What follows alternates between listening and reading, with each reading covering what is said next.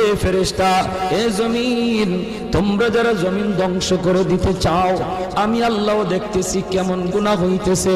যেই মানুষ আমি আল্লাহ এত আদর করে বানাইলাম, আসমান আল্লাহ বানাইছেন কুন ফায়াকুন বইলা, ফেরেশতা আল্লাহ বানাইছেন কুন ফায়াকুন বইলা, জমিন আল্লাহ বানাইছেন কুন ফায়াকুন বইলা, কিন্তু আমারে আপনারে আল্লাহ পাক কুন ফায়াকুন বইলা বানায় নাই।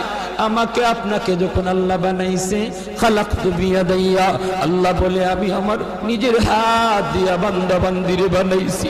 কারণ এই চেহারার মধ্যে এত দামি কপাল, ওই কপাল দিয়া বান্দা আমার কুদরতি কদমে সাজদা দিবে। এই কপালটার এত দাম, এই কপাল কুন ফায়াকুন বললে হয় না, এই কপাল ফেরেশতাদের হাতে বানাইলেও হয় না, আমি আল্লাহ নিজের হাতে বানাইছি।